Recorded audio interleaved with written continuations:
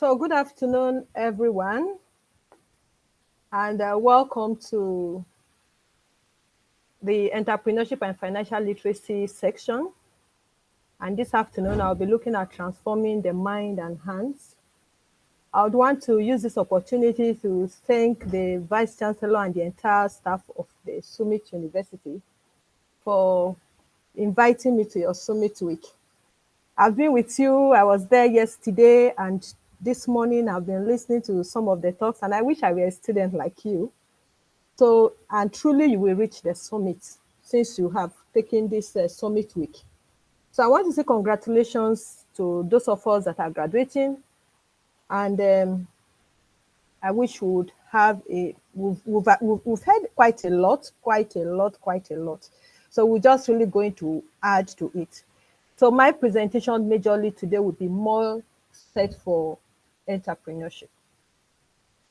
And I'll be taking us through an introduction, the world of entrepreneurship, the transformation, our brand, we call it Academiaship, and we'll go to the conclusion. And as form of introduction, I'll just tell you a bit of story, which I know has been said over time. I met a young lady that just finished school, and I was wondering and concerned, and she was saying, they are saying there are no jobs. But the truth is that there are a lot of jobs, but there are no people to fill it. So the reality of our time is that there are no jobs for the unskilled. If you do not have a skill, then there is no job for you. And I say, when they say 101 placement requiring for persons with something unique. So there are usually looking for certain unique characteristics in someone. And if that person has gotten the unique characteristics, of course, the person will not miss getting a job, getting employed. Let me show you some of the statistics that we have, which is the reality of our time. And one of them is the youth unemployment and underemployment in Nigeria. When we talk of underemployment, when you're living below $1 a day, you are underemployed. In 2018, there was a total population of 118 million, which the youth making about 94.7 million. And the percentage from the Nigerian Bureau of Statistics shows that about 56.4 million of them are either unemployed or underemployed. Do you know this number accounts for more than the population of certain countries? Take, for instance, Rwanda, Ghana, and Kenya. None of these countries have a population as much as that. So we have a lot of people that are unemployed or underemployed, and there are quite a lot of jobs that are still being looking for people to get. Then the other reality when you look at it, because like I said there is no employment for the unskilled. Let's take a table. A friend of mine in Lagos decided to do a little analysis, and he just went out through the hairdressers and discovered that the dressers are paid 100,000 per month with daily tips ranging from not less than 1,000 naira a day. Why many are working for as little as 25 to 50K a month. You graduate, you want to be a physics teacher, you want to be a biology teacher, you earn so little, majorly in private schools and even public schools, yes. What about the dressmaker that pays her tailors 150,000 per month and sometimes additional overtime? And you have bank contract workers earning as much as 55K to 75K. And it goes on with the market traders and even the truck pusher. You call him a truck pusher, but he earns up to 120K per month at 5K per day. And the thing that goes on, you are going to take a lot of trainings, a lot of talks. But the truth about it is that the reality of our time is that the best of hands, the best of ones are for the skilled worker. So we ask ourselves, who is a skilled man? the world of entrepreneurship. Who is an entrepreneur? And it's a question for you. So I would want to, either if you can answer me if you are maybe online or right there, I would want to hear who is an entrepreneur. You can put on the chat box. Yes. I would want a feedback here.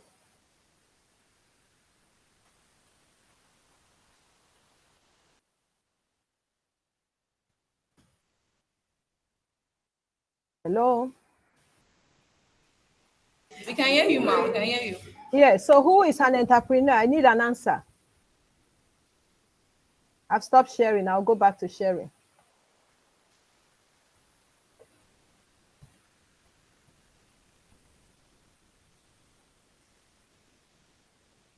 Is there an answer from the audience or in the chat box? I can get an answer there. Let me see. None. Who is an entrepreneur? Or let me put it directly.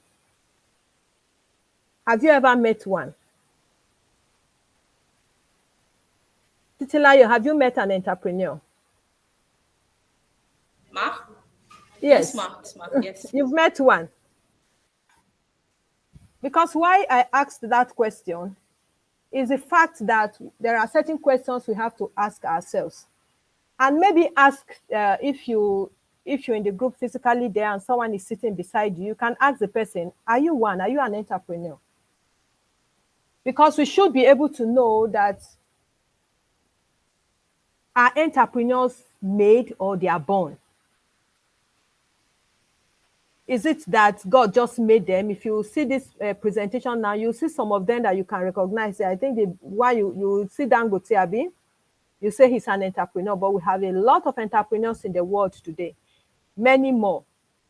So, but there are three unique things about the entrepreneur that I would want to share with you. And I would want you to know that you can try as much as possible to build this. And the very first thing, unique thing about the entrepreneur is that he's solution driven.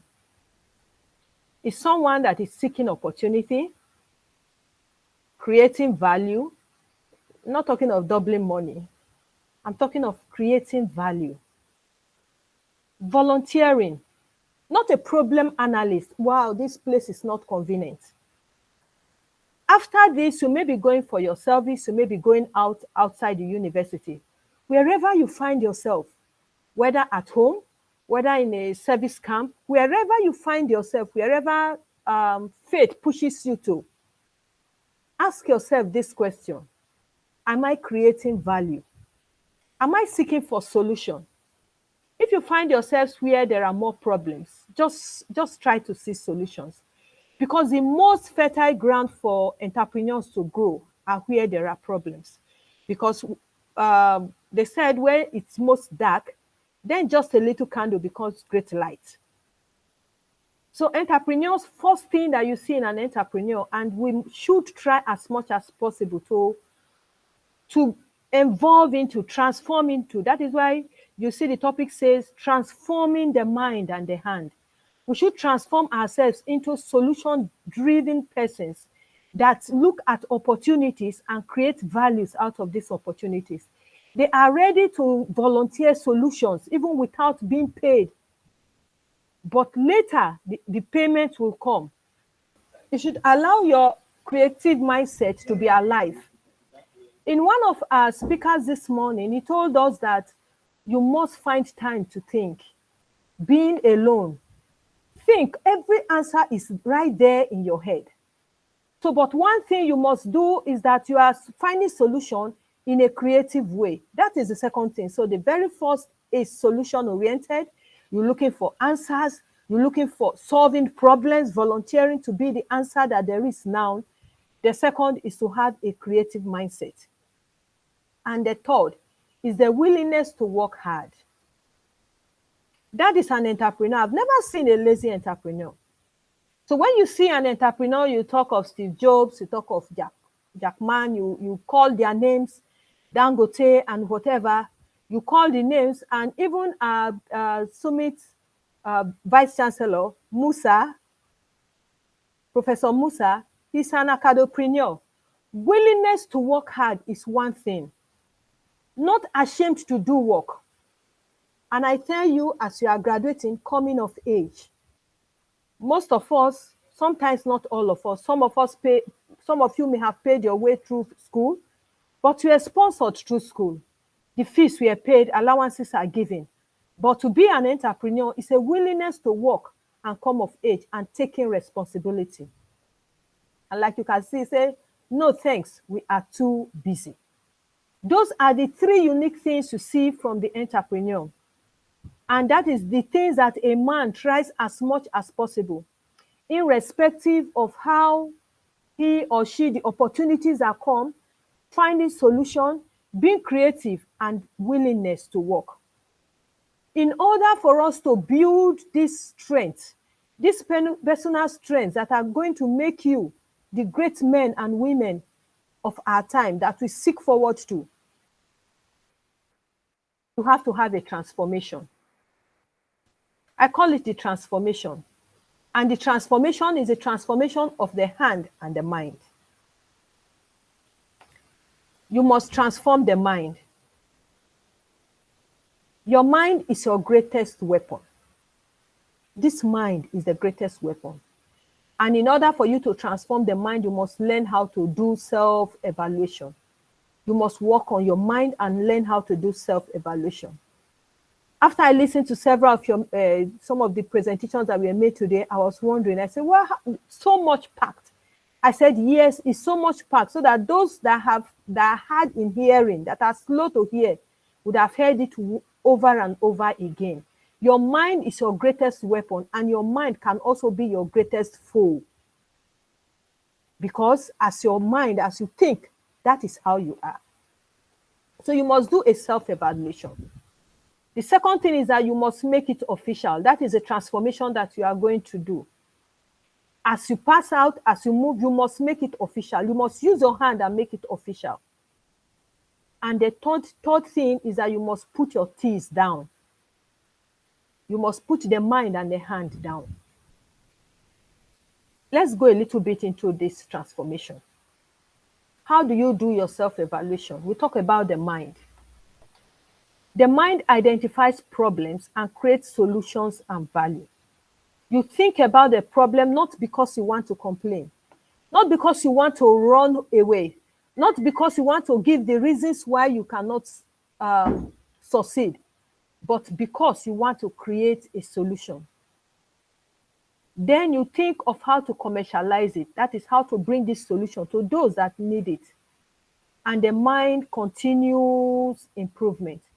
So in the mind of the entrepreneur, in the mind of a Summit graduate, yes, the question that always goes in your mind is, what is next? Can there be a better, cheaper, and faster approach? Go out and meet people. Ask them questions. Seek advice from others. Network. That is how the mind works. So the mind has to be able to keep thinking of an improvement, thinking of ways to make it faster and approach and how to commercialize it. Then we take it to making it official. There are a lot of ideas, there are a lot of solutions that people have thought about, but they never put it down. They never even try to attempt it. And I tell you, why don't you just attempt it? Yeah, it may sound maybe foolish, or say, what are you thinking of? Who will take this? But just make it official. Put your hands down. Set up a business structure, a business name. Ask for the permits. Make it official. Then truly you're becoming an entrepreneur. It may succeed. It may open ways for newer things for you that you least expect. And the third thing is to put your 3 T's down. And here I call it put your money down. The 3 T's are your time, your talent, and your treasure. There are a ton of different ways to get the resources you need to start that idea, to start that business, to start that intervention that you require. but you need to start. You need to start. And some of the ways for entrepreneurs, those that are value creators, business ventures, you fund your startup yourself. You can bootstrap. And I would advise, if this were also available for even those that are just coming in 100 level students, yes, you start it just right where you are. You bootstrap with your allowances, the little allowances you get, you put it together and you start something. You pitch your needs to friends and family, then you can make requests to small business grants. And most importantly, take the financial literacy course today. I think if you're sitting next to someone, you tell the person, take the financial literacy course today. I think someone will be coming to tell us more about the financial literacy course that we'll be taking and the platform that has been built for us to take the financial literacy course. But that you must do. So we've looked at 3 things: to transform the mind and to transform the hand. We'll do a self-evaluation through the mind. We'll make it official through the hands, transforming the hands, and also put down our 3 T's. We start something. There is a brand that I want to introduce you to, and that brand is called Academiaship. And you would have heard your vice chancellor introduce himself as Academipreneur. And what it simply stands for is turning academic ideas into viable businesses and ventures. If the academic gown that you are wearing, all the knowledge that you have gained in the past 4 years or more, does not turn into finances for you, then you have not really done anything. So you have to think of ways, transforming your minds and your hands, putting it down and trying your new ventures in order to turn your academic ideas and see how best you can solve societal problems. The problem is just before you. In conclusion, I would share some of these quotes, one by Tubena Okoli. He said, don't set out to become a billionaire. Seek to solve the world's billion-dollar problem. Before you leave the town of Offa, have you solved the problem around you? The market would reward you accordingly. So if you solve the world's billion-dollar problem, then the market will reward you with $1 billion. Then you become a billionaire. So if you want to remain small, you solve small problems. If you want to be big, you solve big problems. This was a quote from the richest man in China, Jack Ma. So he's solving bigger problems. And he says he's big. But I ask you and I encourage you, the entrepreneur has 3 things. Solutions is solving problems, not analyzing the problems of Nigeria, but thinking with a mind on how to solve the problems. He's also have the readiness to work. Do not pray for easy lives. Pray to be stronger men and women. As you go forth into the world, be that summit for which they have prepared you. Thank you. الصلاة والسلام على رسول الله وعلى آله وصحبه أجمعين. سبحان